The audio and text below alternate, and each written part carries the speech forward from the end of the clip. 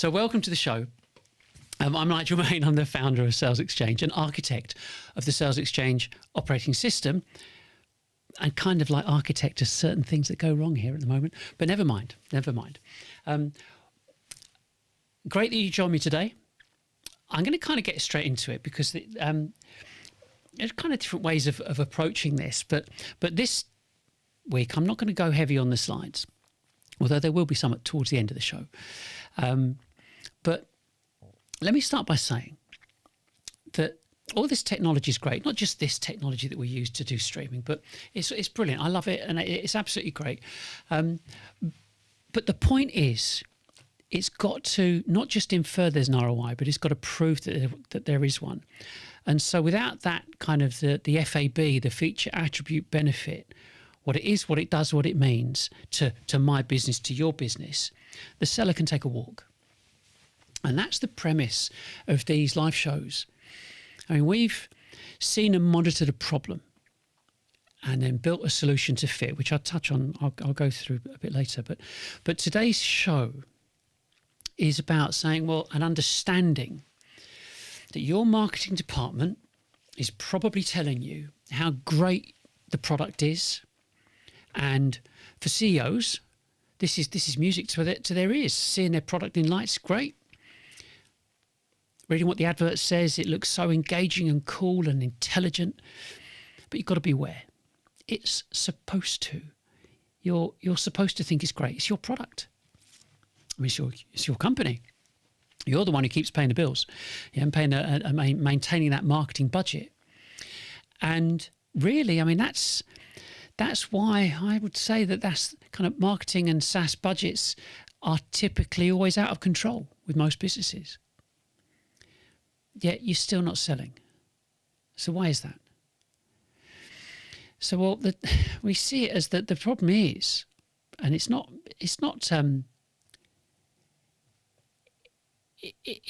I suppose it's not the nicest way of presenting it, but nobody cares. Nobody cares about your product. They don't care about your service, how cool the marketing is, what it looks like. CEOs like you and I and buyers only care about themselves, and rightly so, because you've got that acronym WIFM, yeah, WIIFM. What's in it for me? And if there is a genuine benefit, then they might be interested in having a look, but definitely not up for buying anything. So you've got to kind of think, well, how many times have you heard marketing say, well, we just need this add-on. Got to make sure we get your message out there. And then when the quarterly sales kickoff comes round, all the salespeople are sitting there under a cloud. Because marketing have been giving it the big one, telling everyone, hey, look, we did a great job last quarter. But these salespeople here, I mean, they're the ones that let everyone down. And in a way, it's like the salespeople are none the wiser. And that's how I see it. Just none the wiser. I've got that in there. They're none the wiser because they don't know what the processes are. And so they end up just having to agree with everyone else. I mean, the CEOs, CFOs are being kind of cajoled or coerced into thinking the same way in a way. And so the salespeople think, well, it must be us. And they end up leaving that meeting, leaving that sales kickoff, feeling like crap. But the actual reality, is no one's joining up the dots. Why should they? I mean, at the end of the day, MarTech have gotten away with this for a couple of decades. So they're not going to own up to anything. And that's the kind of problem that we got here. And so you look at the attention process that we all adhere to. First it's a split second look, then it's a few seconds, then it's a bit longer, which then turns into minutes, to downloads, to meetings, and hopefully to a sale. So it's never, ever, ever been any different for decades. But listening to marketing, they're telling you to keep on keeping on. But But what exactly are you keeping on? I mean, I could say this fairly accurately, that virtually every B2B marketer has either been taught formally up to degree level or sim qualification level, trained in-house, or they've picked it up as they went along. And every one of them for the past 20 years has been executing consumer marketing strategies and tactics and using the software designed for consumers, for consumer businesses. And B2B CEOs have never been any the wiser. And that's why your approach is identical to your competition. Everyone uses the same software, the same approach. But B2Bs get worse results than B2Cs because we as B2Bs haven't followed through as the consumer industry has. So keeping on, it's got a very different connotation. And it's kind of more along the lines of, you keep doing what you've always done, you'll get what you've always got. Hang on. So as we know in the consumer world, if you see something, you see it, you like it, you buy it and repeat. But in business, B2Bs, it doesn't matter what it looks like, it's irrelevant. It's probably going to sit on a server anyway. So you won't be looking at it for a start. So there is no see, like, buy along the lines of, but I would say it's along the lines of, our problem is getting out of hand and we better do something about it. So everything about business buying is different. Yet most B2B marketers think buyers behave, I don't know, like they're buying trainers. You know, looking at branding, looking at brand relevance. It's identical to B2C, like I said before. And the marketers are gatekeeping or gating content simply to harvest email addresses. So your prospects get presented with a form and a demand, almost like a payment, for their contact details. And that's before they can even read what you're offering, let alone, I don't know, have a conversation. And this is what initially, if you know how it came about, how it prompted the design and build of marketing automation platforms to collate email addresses by distributing free PDFs so you could build email lists. And we all know now, especially B2Bs, the written content is actually more of a ruse to get people to fill out the forms so the BDRs can bring them up to get a discovery appointment. The trouble is, most marketing people don't know the questions salespeople actually ask to align the product to the pain. And so, you know, the promotional content is, I don't know, it's either vague or it's AI written now, or it's just thin. Or even it's non-existent, you don't even do that and just rely on BDRs and SDRs to do the cold calling. So there's a problem. It's been a problem for a long time. And I would say pretty much all along, most B2B companies think they have a pipeline problem, which would seem to make sense, but they don't. They've got a visibility problem. So for nearly, 20 years, B2B sales have been built on a very simple idea. Capture the lead, score the lead, chase the lead. And if we're honest, virtually every CEO knows it's not working. I mean, if it ever did in the first place, I mean, come on. Because the buyer's never changed. We, or they, whatever, don't fill out online forms. They don't want to speak to salespeople. They don't want to be tracked or chased or qualified. We CEOs want to stay anonymous. We want to self-educate and we'll only engage when we're ready. And that's what you do. That's what I do all the time. So here's the problem. If the buyer stays anonymous, how do you know what's actually happening in your market? So over the past few months, we've been running a live model, not a theory model, but a live model, where we broadcast content at scale, make everything open access So no forms, no gating or anything like that, no friction, zero. And then we've been observing what happens. And here's the interesting thing. We're seeing the same people come back hours later and downloading different assets, different documents. So we can see that they're learning at their own pace without ever identifying themselves, which means for us, and potentially for you, but for the first time in a B2B environment, we can start to see decisions forming before they become leads. So if you think about the kind of the typical CRM, marketing automation, lead scoring and so on, they only show activity after someone has been identified, typically by mapping out their IP address and their email. So we're looking at what happens before that lead scoring moment, and that changes everything. Because instead of asking who should be cool, you can start asking, well, what's the market actually doing? And when you can see that, don't need to chase anyone. You just observe it, just look at it, watch it happen, understand it, and then you can align to it. So we're now able to, we can break this down now to understand what's happening in B2B buying behaviour.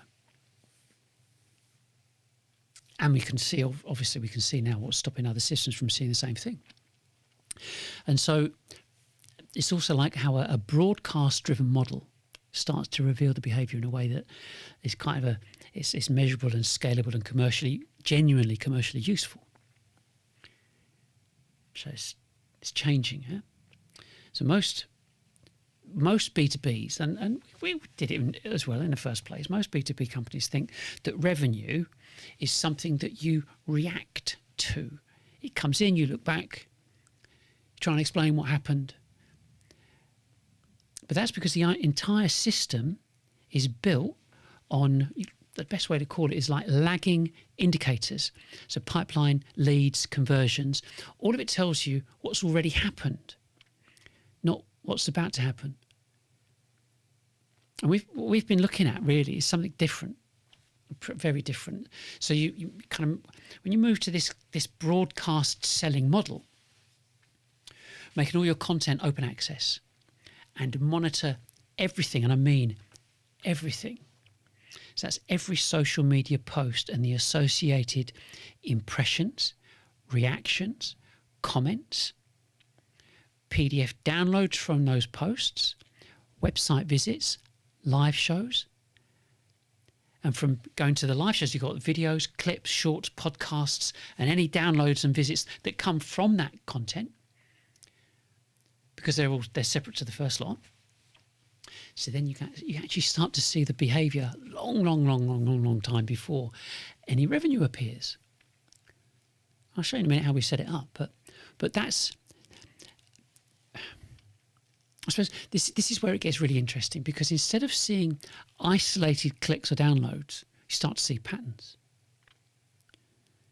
People watching, people coming back hours later.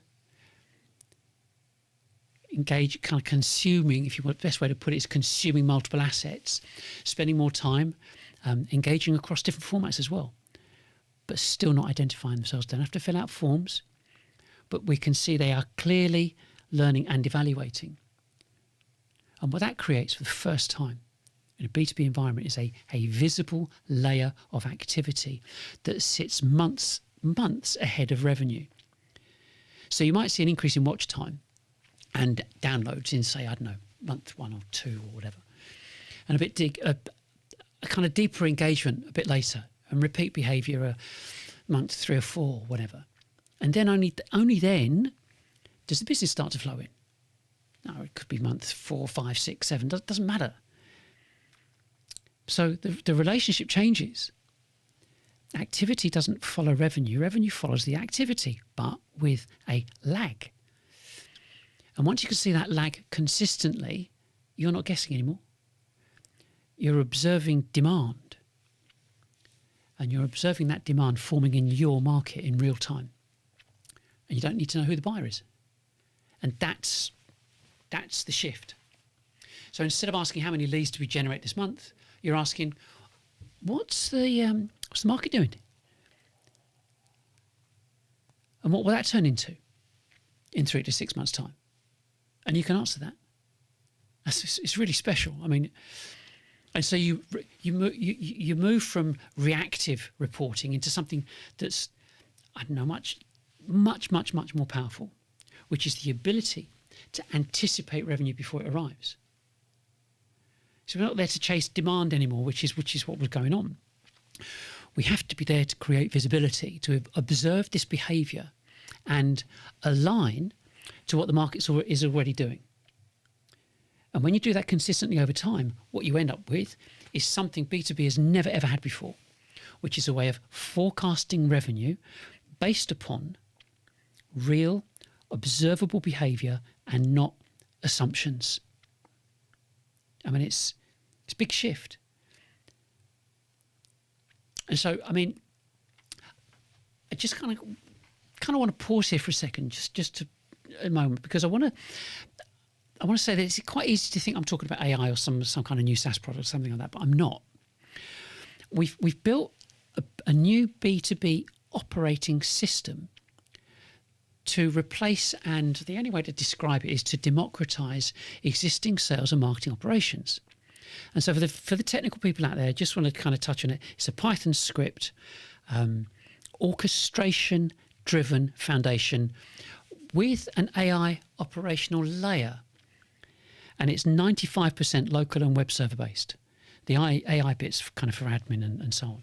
And the server bit speaks into what a lot of businesses are looking to do at the moment, excuse me, which is to repatriate software so you're not paying out for more SaaS. So you own these platforms. But here's the kind of the important thing. When people do think about AI, they think it's simply going to improve sales, yeah, and improve that whole sales and marketing stack. Like, I don't know, better emails, better automation, better CRM, even better dashboards. I mean, they could do, but that's not what's happening at all. The architecture of B2B itself is being changed. And this is where it gets kind of really, for us, I mean, massively interesting. You know Andreessen Horowitz, A16Z. They're like a tier one top end. My button stopped. They're a top VC over in the States, and they're openly talking about it, about this operational layer. So they're saying that that they see that this is the beginning of kind of the collapse of traditional CRM structures. And so you've got this kind of emergence of orchestration layers and multimodal, or should I say like multiple systems of record, so the AI native workflows. And I mean, the most important thing here is conversational operating environments. And what struck me was that it wasn't the AI hype bit. It was the fact that while they were publicly talking about this on their podcasts and so on, we'd already spent years building out this operational infrastructure ourselves. But not, obviously, not because we were chasing AI or anything like that, but because we were starting from a very different question or standpoint. We started with the buyer. So that's a critical point. So I mentioned last week that the genuine currency in B2B is the appointment. No appointment, no sale. You cannot sell anything if you're not talking to a prospect. So you've got to have the appointment. But to get there, how do B2B buyers actually buy? And once you ask that honestly, how do they buy? And you start to realise, well, actually, you've got a problem here because B2Bs, I've got to stop here a second because I was telling you about these buttons. Sometimes they work, sometimes these are Stream Decks, and sometimes they work and sometimes they don't. So So the thing is, you've got to understand how buyers buy, and what is that lead up? Every salesperson in the world knows what the lead up to the appointment is. You just got to wait until they're ready. And the problem is that we want to self-serve, self-educate, and remain anonymous, because that's how we do it. And so, you know, these systems are just kind of watching and just looking to I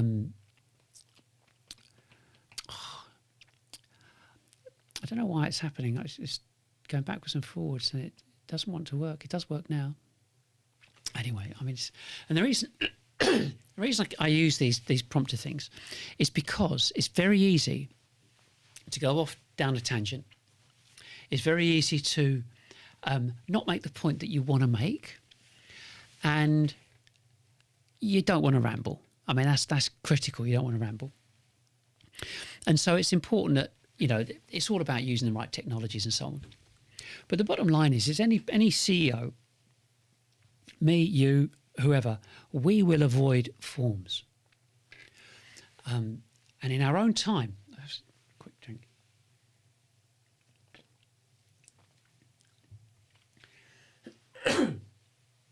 In our own time, we will shortlist a vendor long before we speak to anyone in sales. Because that's how it is. Everybody knows that's how it is.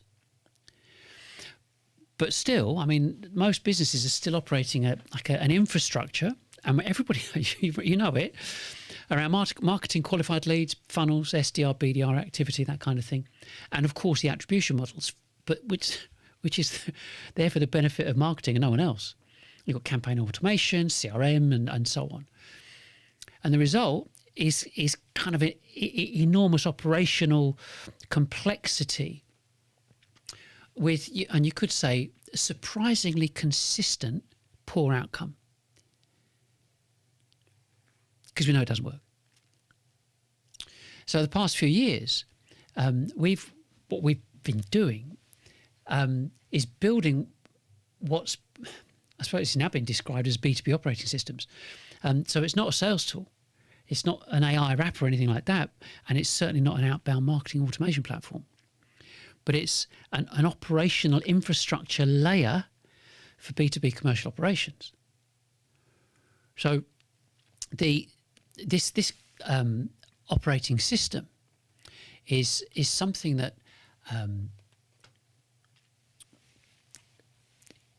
it's kind of something to you need to get your head around, because I was saying earlier about, you know, everybody uses the same systems.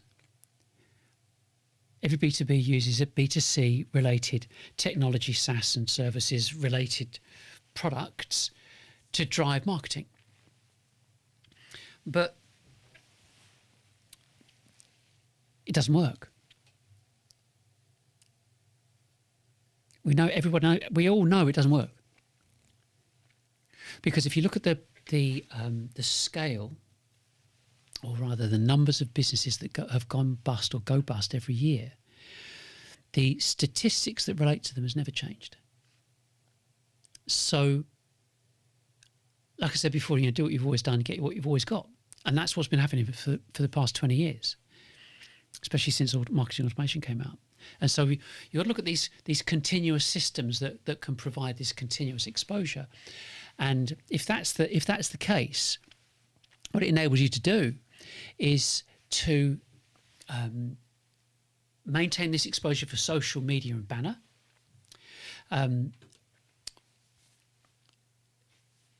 having something that provides you with repetition, the repetition that is required. That's critical. None of these one-offs.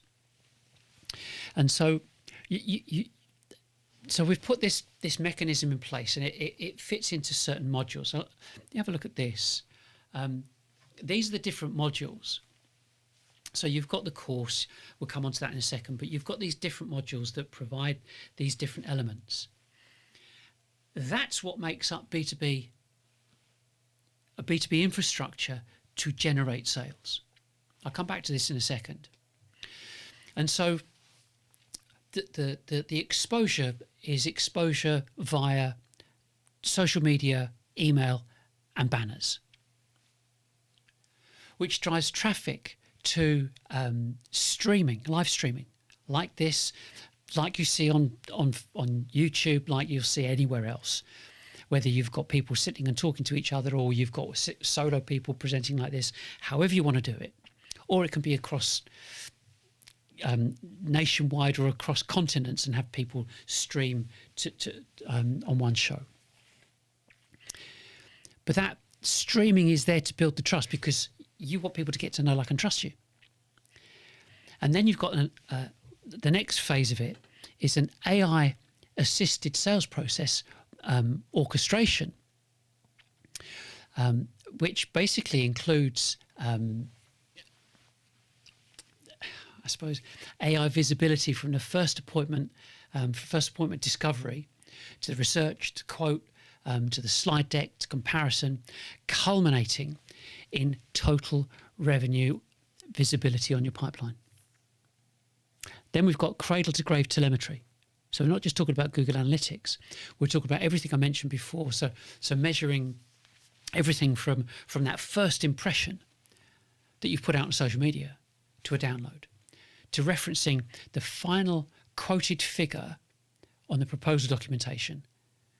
So it's referenced, it's measured and trackable, delivering a level of analytics, or you should really say telemetry, never seen, never experienced before in B2B sales. But it doesn't actually stop there, because we have something what's called operational memory, which is a big deal when it comes to AI. So you're not constantly prompting and asking it to do something. You're pointing AI to your content, to your data, or whatever you want it to know and assist your business with. So it means you can have multiple large language models. I mean, we use both ChatGPT and Claude for different things. I mean, for example, Claude's got certain different native connectors to that which GPT doesn't have, basically. So this enables this, we call, like, centralized knowledge and centralized knowledge access, you could say, for the entire teams, everyone, giving you this multimodal kind of context analysis. You can blend any data that you want. But more importantly, you can begin to see what external factors are affecting your market. So, you see tracking on Forex or trading platforms, and you see different clips that the economy has affected share prices and so on. You see them going up and down. You see the same behaviour for your total addressable market, just your total addressable market, because they're the ones you're messaging, they're the ones you're speaking to. No one else, don't need to bother about anybody else's. And finally, really, because of ChatGPT's new real-time voice that they've just launched, we've got this, and I'll say this kind of slowly, we've got conversational interrogation of the entire business itself. So you ask ChatGPT a question about the business because it's visible and connected. And this is where things get really interesting, because I think that we're kind of moving towards a business world where the infrastructure of the businesses themselves become queryable. If you think about that for a second. Say, for example, just for example, hypothetically, an investor asks a difficult question in a meeting, like, I've got these written down. So what happened to what's happening with pipeline velocity? What's the CAC by acquisition source? What's the relationship between engagement and conversion? What operational bottlenecks are there affecting onboarding? Or what's the annual recurring revenue full-time equivalent efficiency by department? Firstly, everyone's eyes are going to glaze over, and that bead of sweat would just appear above the GTM team's eyebrows, the brows. And someone would say, I'll have to get back to you on that. They'd be frantically checking a dashboard, trying to speak to finance and speak to RevOps and build out some report and come back 3 days later. But what happens when the organisation itself becomes conversationally interrogatable? It's where the telemetry and financial modelling and operational workflows, documentation, all that sales intelligence and the content systems and all that organisational memory I mentioned are all connected together through an AI layer. So what happens is, at that point in the meeting, when a question gets asked, the founder doesn't need to pretend to know everything. Just says, I don't know, ask the system. I mean, I know it does sound a bit kind of go back to 2001 and HAL or any kind of sci-fi, but it's not fantasy. The technology stack exists, is there. Real-time voice, orchestration frameworks, BigQuery, multimodal AI, and conversational interfaces. All these pieces are here. They're functional. But just most businesses haven't assembled them yet. Just haven't put them together.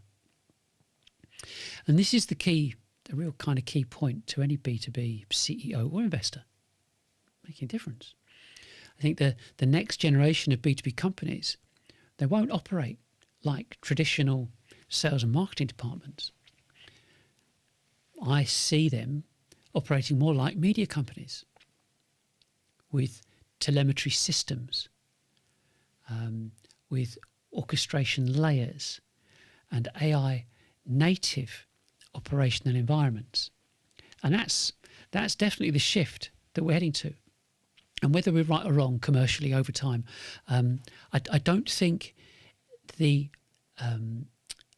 direction of, you could say, travel is going to be reversible. Not anymore, anyway. And I think this is this is one of the most important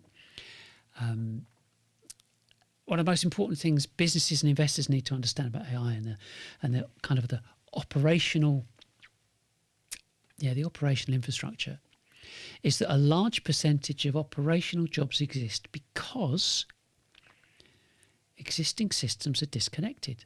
Workflows are fragmented, organisational communication is inefficient. So in effect, people became the connectors. They were the connectors between the systems that never properly communicated with each other.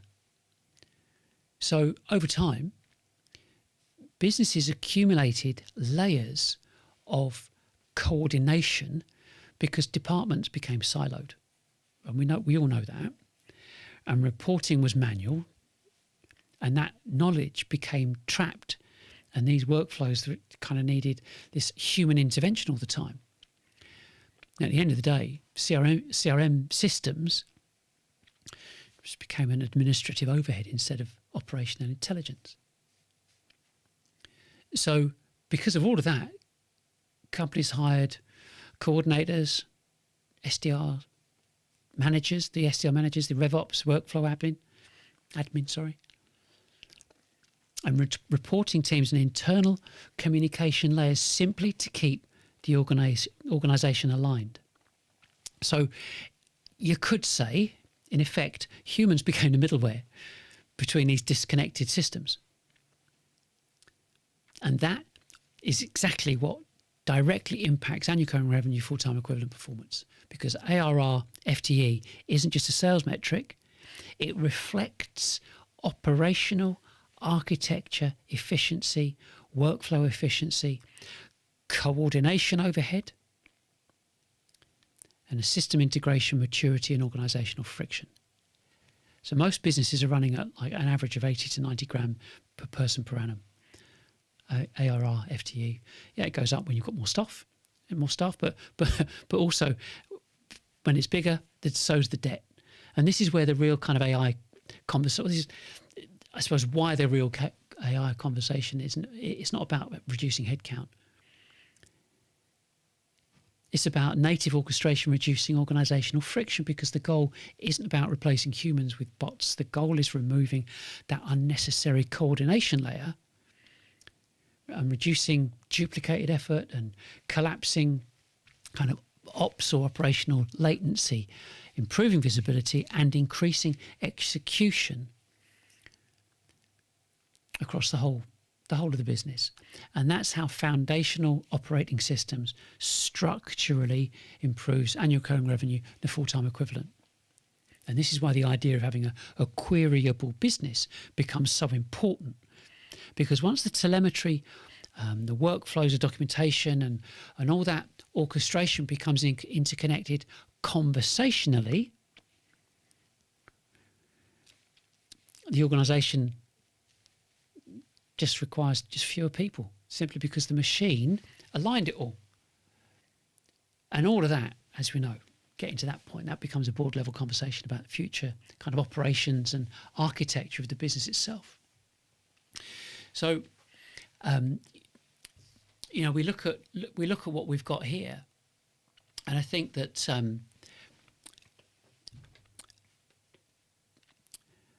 need to stop this a second, because there's a delay. There's a bit of a delay and a lag, so you can see it spinning anyway. But we've got to look at systems that will replace B2B marketing. And the important element or point of these shows and the content that we put out is to demonstrate what we advocate, which is to communicate what we passionately believe in and to explain the background, I suppose, of the outworking of that. So, I said that everything, I suppose everything that I said states that we as buyers work and function as we always have. I mean, we don't, we're never going to chase anybody out. We're never going to cold call anyone, because I don't need or want anybody doing that to me. It's as simple as that. If I think it makes sense, I'll do whatever is necessary in my time, not anybody else's. But the point really here is to explain what this is about, what this whole process is about in terms of. See, it doesn't want to stop. Looks like I've got a techie problem here. Probably just another turn it off, close the windows down and reboot it. But the bottom line is that we've built a platform, we've built a system. And the point of the system is to deliver what businesses need. If you've been around, if you've been doing it for any length of time, you know that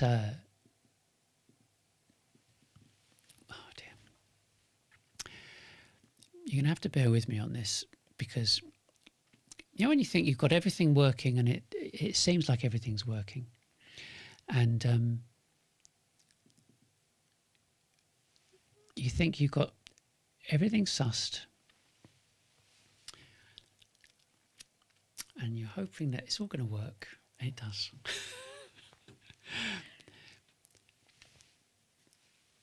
We have a system. The system has been constructed in a way that it's meaningful to the end result of the business. You're in business to generate revenue. You're not a social service. And because of that, everything has to be driven or be culminating in revenue. And so we have if I turn this off, you can see that there's a delay, and I don't know why there's a delay. I just have to bear with me on it. It'll come good in the end. So we have a structure, and those three things, those 5 things that we have, with the course at the top and the other 5, they all interconnect. And it starts off with what we call SX Reach.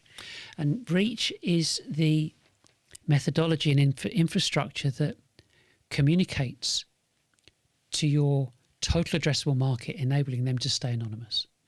And so that's social media output and banner adverts that are pushed out. It does include email, and so therefore you do know who they are. But the point is that you're able to maintain a level of visibility, consistent visibility that you never had before, because every single thing is tracked back to your telemetry within the telemetry, so you can analyze everything. As you may well have seen with our information that we put out, we promote a live show every week. So we have people who understand who we are, what we do, and that they can get to know, like, and trust, we hope, know, like, and trust, every week, because we're live every week. The information is then used, and you could say we exploit that, because from every live show, we convert it to a podcast, to videos, a full video, to clips, to shorts. And our overall exposure is we get about 30,000 views, we're visible to 30,000 people a month. So from that, once that live show, once that information goes out, the live show happens, here we are. And we can say there's a link in the description if you want to get in touch with us and begin the initial discovery call. And that's all orchestrated by our prospects, by the people that want to speak to us. And it's really important. It's really important that you're not trying to drag someone kicking and screaming into a discovery call. Once that discovery call is completed, the system then compiles the research on the company and the person that's organised it, compiles the slide deck, compiles the proposal, and does a comparison between the information and data that was provided by the prospect who booked the call in the first place, and your costs. And that's delivered to the salesperson within minutes, really, of that meeting being booked. And that's where parts of AI come into it. So the level of engagement that you're able to achieve and the scale that you're able to achieve is absolutely unprecedented. And once that salesperson has completed that call, completed that meeting, not a call, so it would be like this. So once they've completed that meeting and confirmed the final cost, what happens is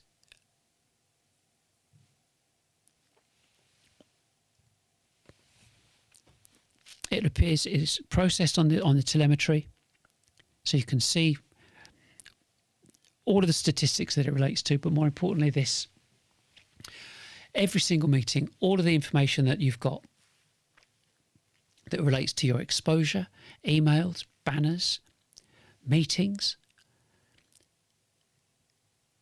videos, live streaming, everything that you have, all the visibility that you have says that's how many meetings you had, because the meetings are critical, and that's the change in terms of your pipeline at the end of that, whatever period of time date period you've put on there. And so we're moving from this attempt at visibility, and attribution, which says we want to have as much information going out to a number of people as possible. But it's unfortunately, and I say unfortunately, it's rare that B2Bs are targeting their entire total addressable market. And in many cases, they're not aware of how low cost that can be. That's critical to understand. So because of that, you have to change this so that you can see what your market's doing. you know what their response is to what you're doing, and it's resulting in those meetings because they're able to get to know, like, and trust you. Live. I have to put live in the end. So it's something it's very important to, I would say, to think about, because the process has changed. You've got this analysis of absolutely everything, because if I go back to this, we've got the reach, live, and connect. The connect is where your prospects will organise their own discovery calls. We then move to ops, because ops is the telemetry. This is understanding what's happening, and that's constantly visible. And the way, for the technical out there, all of the data is harvested, you could say, and put onto BigQuery. And so because it's on BigQuery, you're able to analyse it, slice and dice it however you want, to see the reaction of your market and how they're engaging with you. That results in meetings and then obviously revenue. And finally, there's the hub. Now, the hub is where it becomes interesting in terms of the conversational interrogation of the business, not just by senior leadership, but also employees. So from onboarding to anything else, any question they have, ask the system and it will tell you where it is. And I think that's one of the very much one of the critical things about this, is that we are able to make a shift from the disparate systems that we had before, because yes, we've got whether you've got Salesforce and marketing, whether it's Marketo or HubSpot, Pardot, Eloqua, doesn't matter. There are lots of disparate systems, and it's not the systems that are important. It's the mechanics that deliver what it's supposed to deliver, which is revenue. And businesses have got caught up in this race for more and more SaaS, but it's not delivered anything. It's not delivered what it's required. And like I said, it democratizes sales and marketing. It actually brings them together. It makes them collaborators to generate revenue, because nobody's got the upper hand now. The system's doing the exposure. Who gets attribution? You, the CEO, because you chose to put it in, because this is happening it's automated.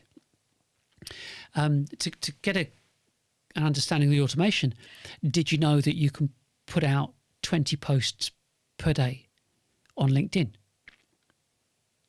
We know, we do. That's 600 posts a month. And that's why you're able to see how your market changes. So it's changed. Things have changed. I think that when you look at the infrastructure, and everything else, especially what I've talked about, there's a lot to process, and I know that. But in addition to what we talk about in terms of media, our media output and the live streams and videos that we do, we have a training course. And we've designed a training course specifically for go-to-market teams. And it's a retraining course, not a training course. So we know that you know lots of stuff, and we're not teaching anybody to suck eggs. But the way in which B2B marketing needs to be executed must be different, because the income and revenue says that every month, every quarter. You know, you don't want this could do better. It's not happening because it's misaligned, it's misdirected, it's not hitting the mark, and every single CEO knows it. And the salespeople are the ones that talk to other CEOs, and marketing people only ever speak to their boss. I have to think about that. So, like I said, we have a training course, and it's a. Let me just turn that off. We have a training course, and the process and so on is online, 30 hours. So it could be done in a week or done in a month. And the significantly important part of it is that we kind of recommend that not only are they required to understand the B2B process, because it's not just, it's not just about B2C, but they'll get a certificate to confirm that they've completed it. So then they can fully understand the strategy, but also understand what this operating system will deliver and how it can impact a business. But the most important thing I say is that we recommend that one person on the board does it first, before anybody else. It's absolutely critical, I think. So you get this understanding before your staff. And I think that, it's all well and good someone saying, oh, we've got this new thing. We've got this new product. We've got this new methodology. And historically, it was just left to marketing. For the past 20 years plus, it's been left to marketing. And now we're saying that actually the CEO needs to know this inside out. And that's why we recommend that you do it first. So, but that really kind of brings today to a close. And I think that there are different stages. One is you can read some documentation that we have. Links are in the description. It's a 3-part GTM reset series that we've produced. Just click on it. There's no forms, no nothing. And take a look at the site. And there's also a link. I'll put a link in the description to the A16 articles that I mentioned earlier. Because I suppose when Silicon Valley are going down a path saying actually these things are changing, we don't need all these disparate SaaS platforms. We need an orchestration mechanism that functions in the way that a business needs it to function, not something that can be shoehorned into a business.